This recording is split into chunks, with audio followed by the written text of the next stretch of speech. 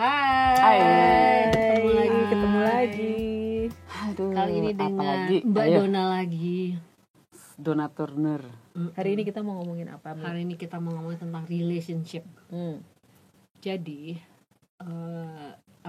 banyak sekali relationship yang ada yang bucin lah, yang toxic lah, yang berbagai macam deh. Pokoknya nggak happy lah Dan ujung-ujungnya. nggak bikin happy. Pokoknya kadang-kadang orang luar pun melihatnya kayak ini nggak bener deh gitu relationship yang seperti ini. Tapi yang jalanin aja. Betul. Gitu Jadi kan, hari ini kita problemnya. mau membahas secara psikologis apa sih yang membuat orang-orang ini bersedia berada dalam relationship itu, dan apa yang harus dilakukan untuk bisa mengeluarkan diri kita dari relationship yang tidak baik itu, dan lain-lainnya. Oke, Gue yang bahas dari lain-lainnya mana aja deh. dulu? Dimulai dari yang terakhir boleh nggak? Oke, kita bahas dari mana dulu? Yang pertama adalah kalau sudah hal-hal apa yang seringkali membuat relationship itu tidak membahagiakan buat salah satu atau dua-duanya. Biasanya apa yang paling umum? Kalau menurut gue, yang gue alamin, yang bikin gak happy itu adalah ketika kita dipaksa menjadi seperti pasangan kita. Misalnya gue hobinya makanan Jepang, dia hobi makan Padang, gue dipaksa makan Padang. Itu kan gak bikin happy ya. Betul. Bener, kalau gue itu loh, dominating. Konkret operasional banget ya. Yes. Makanan. Oke, baiklah. Oke, selera. Contoh. Preferensi. Ya, contoh. Kalau Dona apa, Don? Sebenarnya ekspektasi yang bikin nggak happy. Jadi harapan di awal dengan yang berjalan itu jomplang atau harapannya terpenuhi di awal, habis itu ada pergeseran. Jadi jomplang lagi. Sebenarnya ada teori segitiga cinta Sternberg. Jadi ada komponen yang membuat orang itu dalam relasi. Pertama intimacy, sama ada rasa like, senang. Kalau intimacy saja sebenarnya ya kayak berteman gitu, suka gitu. Kemudian ada passionnya gairah, sifatnya lebih sensuality, psychosexuality. Kemudian ada komitmen. Ini intinya Yang komitmen ini sebenarnya yang bermasalah jadinya kan. Iya. Once nggak dibawa ke komitmen kan sebenarnya masih longgar kan, ya nggak sih? Belum tentu juga. Belum tentu. Jadi ada yang komponen love-nya komitmen dengan komitmen, ya udah gitu. Bisa. Ada gabungan, jadi komitmen dengan like. Jadi biasanya bentuknya Komitmen sama intimacy aja udah cukup iya, bisa jadi gitu. bentuk Platonik dong hubungannya adalah companionship, Ya. pertemanan. platonik. Itu setuju tuh. Jadi kalau dua-duanya value itu nggak apa-apa. Dua-duanya happy. Nggak harus Dua-duanya tiga, happy. iya. Oke. Ada yang intimacy aja dengan passion, itu romantis. Tapi gak ada komitmen, lack of commitment. Jadi nggak ada komitmen. HTS. Itulah muncul ragam relationship dan sekarang makin banyak ya opsinya. Situationship tuh kalau kayak gitu berarti. Situationship nanti Kita kesana. kemudian tadi ada yang passion dengan komitmen, itu sebenarnya jarang dan biasanya itu dibilang puppy love. Ada juga yang komitmen aja, itu biasanya perjodohan. Iya. Oke. Udah waktunya. Pertanyaannya gitu aja. Kapan kali berjodoh mau udah waktunya. Kadang belum waktunya juga udah dijodohin, Kak. Iya, itu kan karena keharusan. Tapi Kaset. sumber problem yang paling banyak tuh yang di mana? Komitmen kayaknya ya. Di ekspektasi tadi nggak ketemu. Pada akhirnya kan kalau relationship itu ingin dijadikan satu ikatan yang lebih formal, maka komitmen bisa jadi isu. Ikatan yang formal ini misalnya dari suka-suka akhirnya jadi pacaran, dari pacaran ya tunangan, dari tunangan akhirnya menikah. Nah itu yang mesti sinkron antara dua-duanya. Iya, jangan jalan sendiri-sendiri. Betul. Dan komitmen itu sebenarnya kan tidak hanya individu dengan individu, nggak cuma saya dengan kamu, tapi saya dan Keluarga besar, iya. kerabat, Satu paket ya? Lebih Iya. lebih Jadi luas lebih lah ya, kompleks. lebih kompleks ya. Paket hemat. Jadi walaupun sudah berkomitmen antar individu, kalau paketnya tadi nggak dibawa gitu ya, jadi dia hanya komit sama individunya orangnya aja gitu. Biasanya Itu kalau ada juga masalah, pasti menimbulkan masalah gitu kan ya. dia rentan terhadap Ya. ini. Buat yang memang nggak individualis ya, jadi memang kekeluargaan, kekerabatan, itu perlu diselaraskan dulu. Makanya ada tadi ekspektasi karena akhirnya sudah lebih perhitungan yang kuantitatif. Jadi misalnya finansialnya bagaimana, kemudian religious spiritualnya bagaimana. Tapi kadang-kadang kalau cinta itu kan nggak bisa sulit diukur, disebabkan oleh apa gitu ya. nggak Maksudnya bisa di breakdown, lu punya nggak ini jadi ini, sempet, kalau tergantung ini. love udah pacaran language-nya. 5 tahun tapi nggak sempet tuh tadi mengetahui semua Jawabannya jawabannya. Penting nggak apa sempet, enggak, karena karena memang lebih kurang nanya. kurang kamu nanya ya kan? Kurang ya. Bisa gitu ya, bisa gitu ya Don. romantic Bisa. love terus Jadi maksudnya, kayaknya berarti. Panjangnya hubungan itu kan belum tentu menentukan dia tahu semuanya Iya, ya. Betul, Gitu. karena kan udah pacarannya lama, pas nikah Bener. Masih banyak yang nggak tahu. enggak ini juga gitu. Banyak Banyak juga, tuh kejadian ya, kayak ada gitu. yang memang menyimpan nanti kalau udah menikah. Jadi ada satu kondisi-kondisi yang akan dia syaratkan ke pasangannya, tapi baru dia buka pada saat menikah. Jebakan Surprise. Batman dong. Iya, soalnya surprise, targetnya dia sebelum ternyata. menikah adalah gue harus dapat istri gitu, atau Dapat dulu ya, Ada dapat udah dulu. nih, Penting. udah ada buku hijaunya, baru keluar tanduknya. Bisa jebakan, bisa juga memang karena merasa belum punya otonomi aja, belum punya wewenang. Oh, jadi dia baru bisa setelah itu gitu ya. Nanti nih kalau Nanti gue punya tunggu lagi. Tunggu punya anak, ambilin minum. Gantian ya. Iya. Iya oke, sih, oke. emang. Bener, tapi ekspektasi itu emang bahaya sih. Bahaya banget. Kalau nggak sama tuh itu tadi nasi padang Pengalaman ya sama Kak, nasi pengalaman. padang. Makanya enggak, maksudnya gini loh. Kita kan selalu kalau yang namanya proses itu kan pasti ada usaha kan. Nah, Gue dengernya. Minum dulu. Nah, usaha ini loh yang kadang-kadang bikin kita tuh yang udah apa? Maksudnya gini, kadang kita punya rasa kemampuan untuk mengalah atau kemampuan untuk bisa menerima acceptance. Awalnya kan kita punya ekspektasi, habis itu pun accept. Oke, kita accept. Lama-lama kan ketika kita Capek nih effort gitu. kita udah terlalu besar, apakah ekspektasi itu yang tidak tercapai kemudian kita masih accept, kan akhirnya itu yang nggak bisa gitu loh. Kan pasti ada batas di mana orang juga bilang bahwa nggak gini-gini amat kali gitu loh. Maksudnya effort gue udah sampai segini terus orang ini masih ngerasa bahwa enggak lah, nggak ada. Tapi gue mau bilang Happy bahwa lah kadang yang dua-duanya. melihat kan orang lain ya. Kalau buat dia Happy aja. masih happy aja. Menurut dia dia belum aware tentang tapi mungkin kebutuhan dirinya. happy-nya itu kadang juga, maksudnya gini, ada orang ditanya, lu happy? Ya paling nggak gue kan nggak sendirian. Buat dia happy. Nah, iya. Jadi kan bukan karena nggak, kalau gue tanya gini, balik lagi, gue juga pengen nanya, lu tuh sendiri tapi lu nggak sendiri tapi lu happy nggak? Yang penting gue nggak sendiri gitu. Jadi kan jawabannya bahwa apakah dia bahagia? Yang penting Gitu kan buat dia beda. adalah tidak Dia tidak sendiri. sendiri. Kenapa Jadi tuh Don? happiness-nya Jadi komitmen nggak apa-apa Iya, berarti. di status, di Makanya dia Intimacy bilang nggak apa-apa mungkin orang nggak lain terlalu, lihat. passion nggak Nggak tapi terlalu, yang penting komitmennya komitmen dia ada. nggak sendirian. Jadi gitu. tadi kan Rika bilang tapi nggak kerasa ya, karena kan memang cinta itu kan bisa membuai. Jadi kan hormon-hormon Iya. Oksitosin. Nah, Oh ya, oksitosin. Seneng banget tuh situ. Floating ya langsung. Endorfin. Iya. Jadi yang Dopamin. namanya Kalau bernalar, WA langsung dibales gitu. Bernalar tuh lewat dulu. Jadi sparkling di awal. Tapi sparkling itu ada masanya juga. Kayak kembang api. Redam. Habis itu. Itu bisa menjadi salah satu penyebab banyaknya perceraian di pasangan-pasangan yang belum begitu lama tuh mungkin belum ada setahun gitu, mereka udah memutuskan untuk berpisah, itu mungkin ada Kesadaran ada penyebab itu tadi ya. Ekspektasi yang salah kan. Iya, Atau banyak surprise. Tidak sesuai Mungkin. bayangan dia. tadinya suka beres-beres, pas sudah married enggak. Tipu gue padahal butuhnya. Sebenarnya lebih, halo, ada yang tukang beres-beres gak datang aja ke sini gitu kali, sama. Karena kan frekuensi Repot. ketemu kalau masih in relationship kan nggak 24/7. Iya, betul. Oh itu ya mungkin ya, orang bule tuh ya, makanya dia ada trial and error dulu di awal, makanya baru Tapi kawin. banyak juga mereka juga Banyak divorce yang rate-nya 50% juga, meskipun udah bisa apa namanya istilahnya hidup bersama atau tinggal bersama gitu, tapi tidak menjamin ya sebuah hubungan itu langgeng ya. Padahal udah hidup bersama. Jadi sebenarnya nih memasuki sebuah relationship seberapa maksudnya kan orang tuh jatuh cinta bisa dengan berbagai sumber ya. Artinya yang itu tadi dengan love language, ada yang senang ditemenin, ada yang senang words of affirmation, senang dipuja-puja, senang Berbagai dikasih alasan hadiah, maksudnya pokoknya gitu ya. berbagai alasan. Terus pas sudah masuk artinya berubah total. Nah, sebaiknya tuh gimana ya ininya kitanya tuh? Gimana tuh? Menyikapinya. Atau sampai kapan kalau kita bilang kita harus bertahan pada satu situasi yang sebenarnya kalau orang Gua lain udah itu nggak udah nggak happy happy, nih, tapi kita pengen keluarin ini anak dari nggak kehappyan ini kok susah banget tuh, sampai kapan sih sebenarnya waktu? Ada juga Apa orang sih? yang masuk ke sebuah relationship tuh karena gini, kalau gue salah, lu bisa membuat gue bahagia.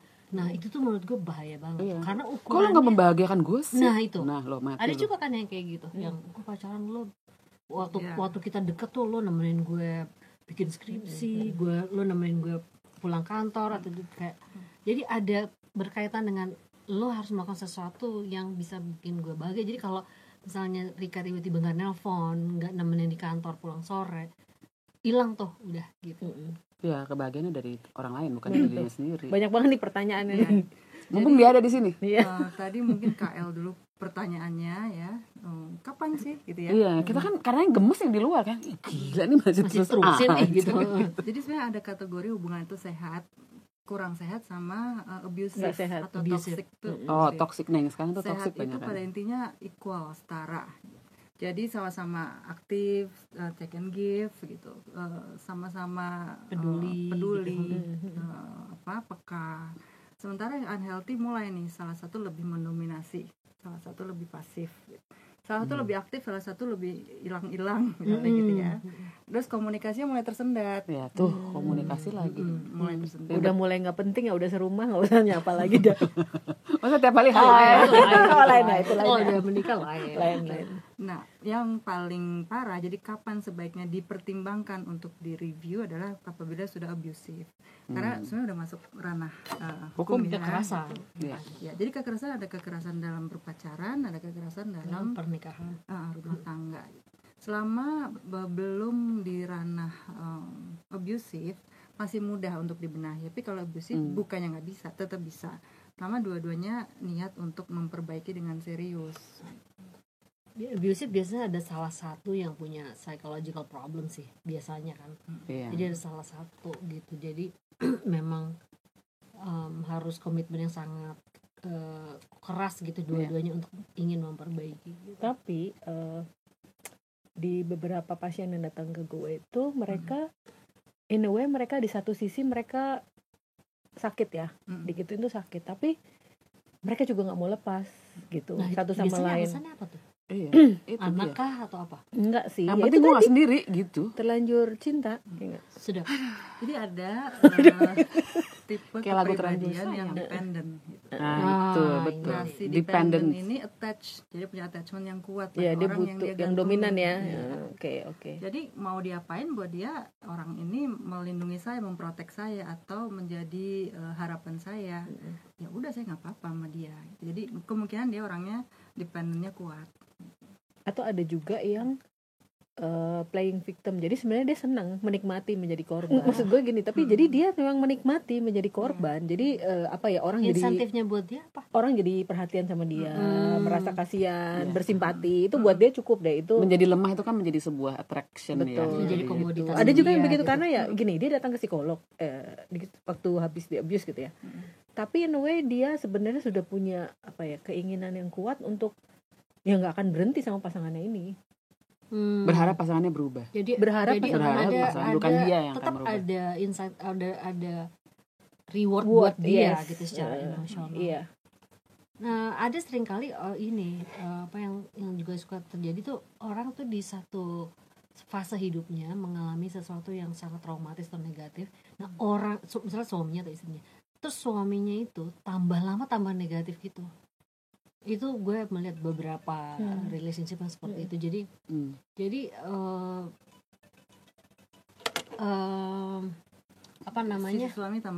si suami tambah negatif. Jadi unsur si suaminya atau istrinya bertahan itu sebenarnya udah di luar mereka berdua gitu.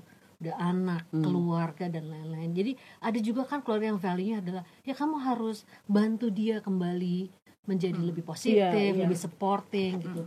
Jadi tapi lelah kan itu. Nah, itu kira-kira gimana tuh ininya? Bahwa ada perubahan di dalam perjalanan mereka itu gitu. Gimana Don? Jadi karena yang tadi yang gue bilang tadi ya, karena gini loh, bagi setiap orang itu pasti ada reason yang membuat mereka tuh bertahan. Tadi rewardnya apa? Ada juga sih yang semata-mata karena ibunya masih hidup. Enggak, karena ibunya masih hidup dan dia ingin ibunya nggak tahu lah ya membahagiakan gitu. Jadi kebahagiaan bukan untuk dia. Insentifnya orang itu. Lain. Nah, jadi dia bertahan ketika ibunya meninggal udah minta cerai gitu. Jadi itu termasuk yang dependent tadi, karena dia punya ketergantungan terhadap persetujuan orang lain. Iya, betul. Sehingga kalau saya ambil keputusannya oleh saya sendiri, nanti kalau ada konsekuensinya yang bantu saya siapa gitu. Jadi memang menunggu, menanti sampai akhirnya situasi misalnya.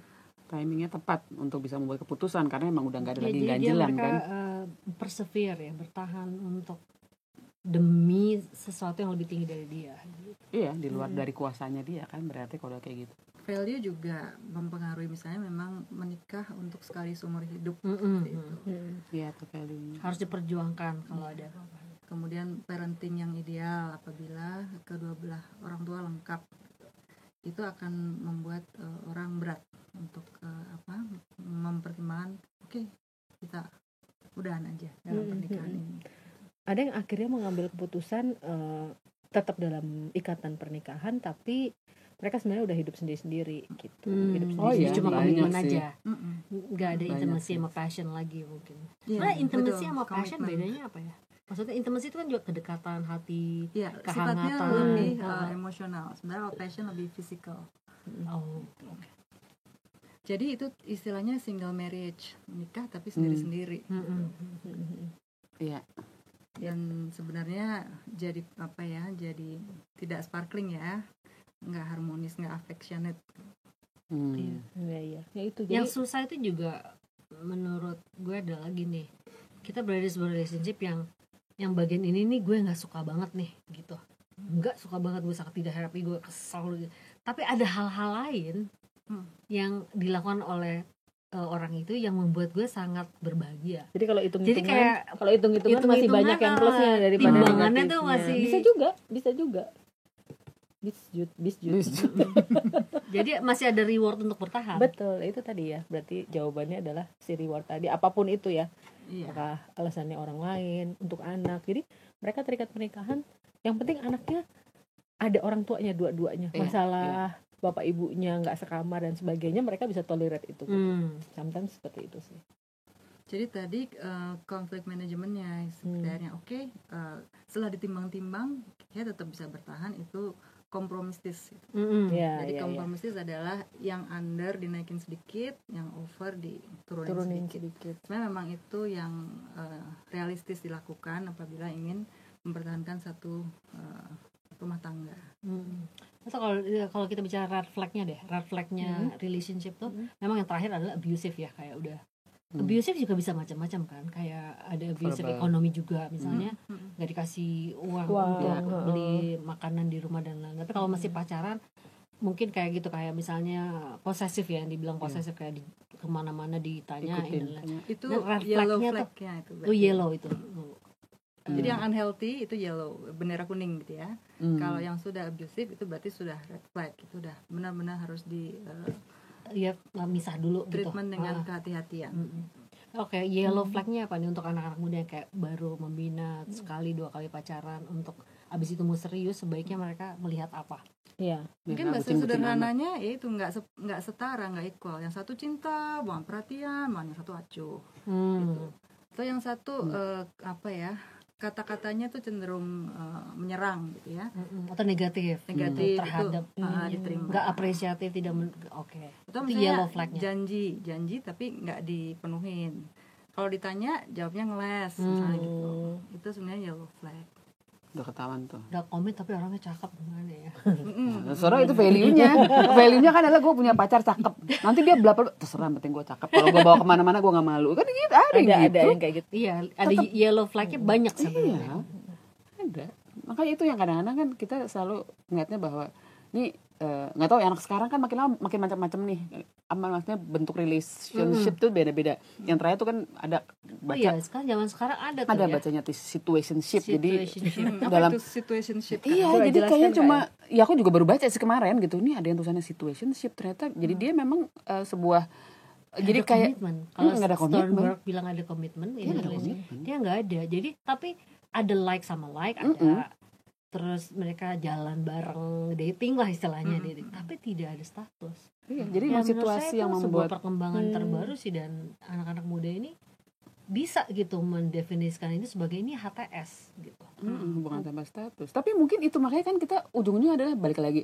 Kita ngomong begini kan karena kita udah pengalaman hidup dengan bla bla bla gitu kan ceritanya. Nah, kalau anak muda ini mereka kan melihat yang paling masuk akal, malah maksudnya kadang-kadang gitu, masuk akal atau tidak masuk akal sama sekali gitu kan. Dalam hal percintaan bisa bucin banget atau gue nggak mau repot gitu. Yang penting gue ada, gue kencan, gue seneng.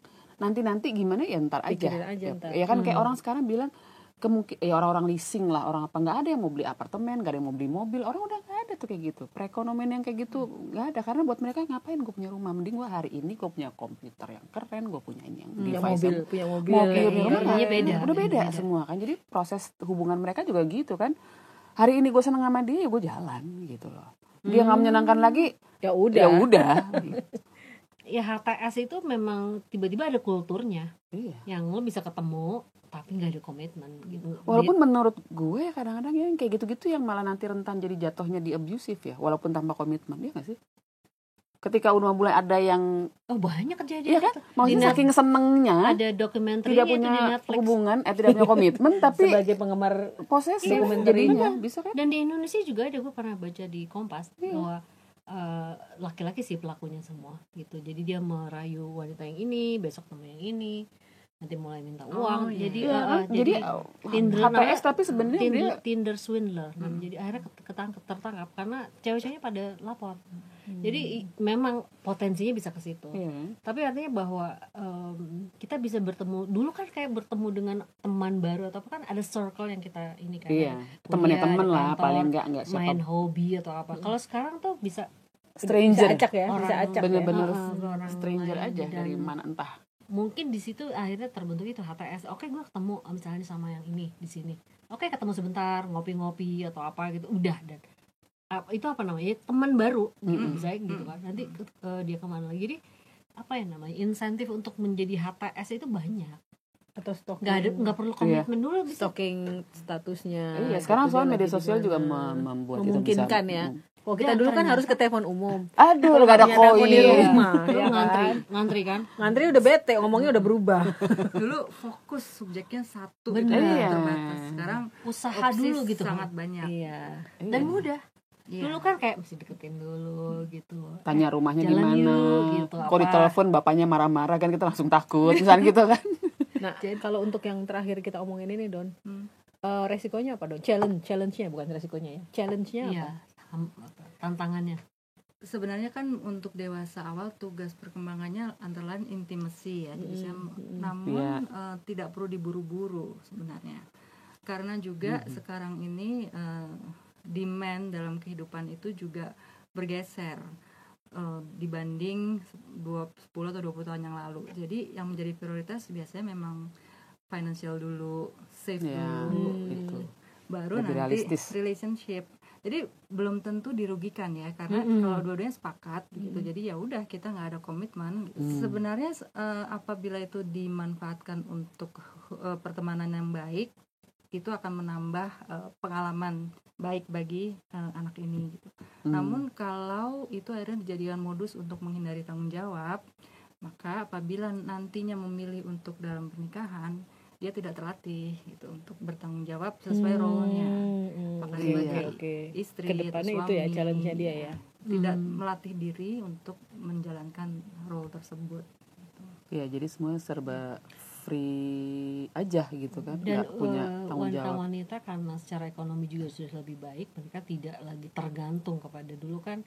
Orang tua kita tuh mostly kalau udah menikah nggak kerja dan ini kan. Kalau sekarang kan dia berdaya lah istilahnya. Jadi dia punya power untuk lebih memilih, menyeleksi ininya, calon pasangannya itu.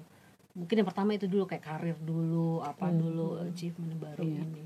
Nah jadi dulu kita langsung suruh psikotes ya, pacar kita ya. Dulu autopilot. Seleksinya. Langsung tes gambar ya, coba gambar orang. Rorschach, gila. Serius banget.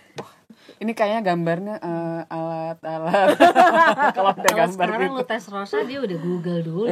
Apa itu Rorschach? Ada jawabannya ya. Susah banget. Jangan sampai patologis. Kalau dulu kan nggak ada contekan. Sebenarnya sekarang lebih relax sih. Nggak kayak dulu, nggak. Mestinya lebih entering into relationship tuh bisa lebih relax, kayak lo siapa ini ya udah kita ketemu aja dulu ngobrol apa gitu. Tapi gue sebagai yang punya anak perempuan jadi deg-degan juga ya. Jadi Lirik kalau untuk kita latihan hubungannya sehat bisa, namun latihan respect juga perlu diperhatikan gitu kan, hubungan perlu respectful. Betul. Nah, pelajaran-pelajaran itu yang sebenarnya kalau sekarang kebablasan nih, bebasnya itu choices banyak, mereka bisa belajar dari mana. Tapi kalau emang nggak dilatih, sebenarnya akhirnya probabilitas untuk kemungkinan gagal nanti di akhirnya itu kan, karena prosesnya nggak dijalani dengan sempurna gitu loh, nggak belajar bertanggung jawab, nggak belajar ini, karena di awalnya tuh masuki hubungan tuh yang lu suka gue suka, udahlah yuk gitu kan, kayak nggak ada nggak ada bayangan mau apa gitu kan, tujuan akhirnya ada kaitannya apa. sama pola asuh nggak? Misalnya gini, dia dari kecil melihat bapaknya tuh atau ibunya gitu, kayak misalnya kalau pulang bapaknya duduk dulu, terus tehnya datang, kopinya datang, terus dia pindahin sepatunya gitu, itu ngaruh. Kalau sekarang misalnya ibunya mesti kerja di mana, bapaknya belum pulang, pas datang jam 11 malam pada mandiri juga gitu, mereka bersiap-siap, habis itu ketemunya di meja makan. Itu ngaruh nggak menurut gue sih value anak-anak muda sekarang terhadap sebuah relationship? Menurut gue gitu? sih ngaruh ya, soalnya di saat anak-anak muda sekarang suka nginep-nginep gitu ya di tempat orang lain gitu, kalau kita emang ngajarin anak kita yang cewek itu bahwa kalau nggak penting banget nggak usah nginep di tempat orang lain gitu ya, dia jadinya juga les nginep daripada temen-temennya. Les nginep tuh lebih sedikit nginepnya daripada temen-temennya yang bebas. Kursus nginep gue pikir.